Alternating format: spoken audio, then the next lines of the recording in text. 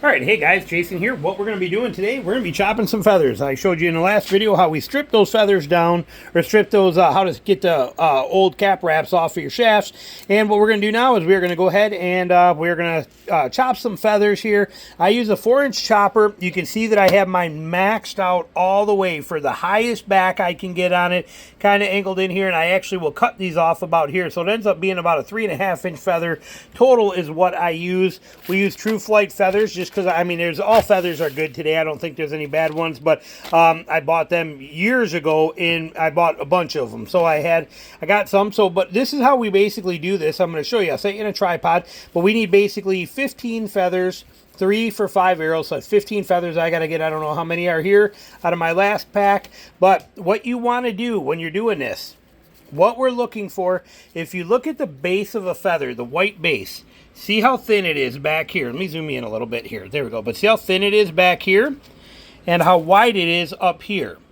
I want the best section. I want the most thickness. So we always will chop from the front of this. Now, I don't even care if it drops in there a little bit because, again, I'm cutting the front of that off, so I'm not worried. But I want as much of this front part of this feather as I possibly can get. So it's there. Now, sometimes you can even get one out of the back of that too, but again, you're going to get pretty thin back here, which means that's going to be a problem. Some of these are blowing around. I got a fan running right there. Keep it cool in here. But that is a consideration you got to take into account. But me personally, the most important feather you can get out of here is going to be in the front where the quill is the thickest. And we'll show you how to do that, and then I will show you how to what I do the next steps, because there are a couple things that I do to this thing that I kind of take it pretty crazy with. Here in the lawnmower going next door, neighbor's cutting grass, but let me show you here. So there it is right there. We're going to just take a hammer, pull in hang on, I'm going to put this somewhere here too. This is going to go hanging up here. Hang on a second. Got to do a little organization in the shop, so hold on. There we go. All right. So what I'm doing here, just using any rubber mallet, anything like that's fine. But again, I'm going to set that edge right in there. Now, that means it's probably going to not cut or break clean on here, and that's okay. I can fix that. We put it there, bam. Okay, bam, there it is. It's chopped, but notice it did not even chop all the way through. I'm okay with that. That doesn't bother me because, again, I'm fighting every inch I can to get the most maximum height out of this chopper. So I'm all right with that it didn't go all the way through. I have my scissors here so I can cut that. Snip that right off, and I'm going to fix that anyway. So we're going to show you about that in a little bit. But there's one feather. Now, if we take that leftover feather, you can see what I mean. We don't have enough quill on this. Could I get it? Barely. You can see it. Barely I could make that work. But if I did, I'm dealing with this super thin stuff. I'm not dealing with that. This is now garbage. I'm not playing that game with those. And some of these are long enough where you can. But again, I want that real heavy quill up here in the front. So we set it on there, put it right on there like that, set it up, and we're good right there. Hit it, and just good pop. And there it is. And we pull that, and again, you can see it did not cut all the way through. That is because I am stretching the limits of this. If we did it normally, this would not be a problem, but I'm pushing the limits on that. But that gives us another feather right here that we've got set. Now this one we can see is longer. See how much longer this feather is? Now, if I were to put this one on here, let's chop it and see. Let's just see what we get. Let's see. So if we were to put this on here, set it up, even if I were to stretch that out as best I can. So we put it here, tap it, see what we get. Oh, I didn't even go all the way through because I let go of it. But anyway, you can see if we look at the base of this, that would almost work. See what I mean? I could almost use this. That's probably good enough. But the fear is that as this feather start getting beat up, there's just so less quill here than up here that this will eventually break and that feather will be loose and flopping around on there and have to be re-glued down. I just don't want to deal with it. I don't need to. So again, on some arrows, I will. Sometimes that quill's good enough. This one's right on the verge. Had that been just a little bit bigger, I would have probably saved this and used it. So you do get some out of there. See, this one's got a pretty good quill all the way down the whole length. So this one we might be able to. So let's set it on here. Put it right here where I'm going to get that at. We're going to run it right there. Bam, bam, good. And again, same kind of deal. Again, I'm fighting that. You got to understand my scenario here. I want the highest, tallest feather that I can get. And that's important to me to have that height. But there's one.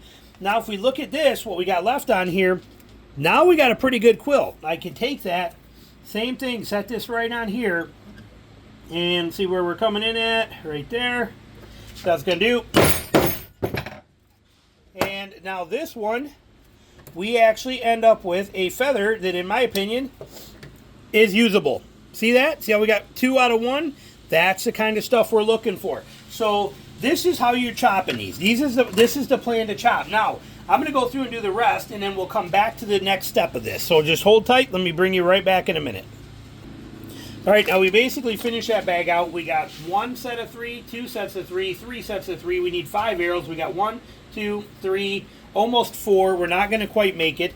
These are my leftover pieces of those. You can see there's just not enough meat on these quills to make a full feather out of. I don't trust that. I don't trust that. I don't trust that. And I don't trust that. So these are all done. This is all junk here. We're gone. Those are out of here. We do have 2 more here that'll get us at least to that one. However, I want to point out some things. See this? See that imperfection in this feather right here? You see that right there? I don't want that. So if I were to put this in that chopper, and we look at this, and I set that up, see where that's going to fall and how that imperfection is going to be in there, in that spot? I don't want that in my feather. I do not want that there. If that's going to be there, that feather is no good. So can I? No, I cannot clear that under any circumstances. There is no way to get a feather out of here and deal with that imperfection right there. Is it mandatory? A big deal? But no, but it's going to bother me. I'm not going to like it. Let's chop it and see what it's going to be. But I got a feeling we're going to just end up pitching this one. We hit it. There it is.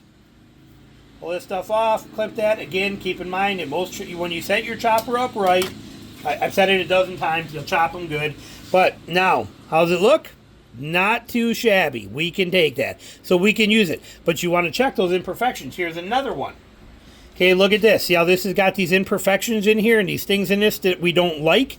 If that is going to be an issue when we set up on this chopper, we need to sometimes fine-tune our angles to make sure, or where we're at on the feather, to make sure that we're going to clear that. And that stuff is not going to be an issue. See how we are under that imperfection? We are by that one. We cleared it, and we ended up with a good feather out of there. That is the kind of stuff we are looking for on there. So that's what we're after, is to make sure we get good feathers. So all in all, though, we came up 2 feathers short of where we wanted to be to hit our numbers. So I got to open another bag here. Which is kind of a bummer. We're just 2 feathers short, but that is the way the world goes. It's how things work sometimes. But it's not worth skimping, in my opinion. Could I have maybe taken those pieces and said, I can make that one work.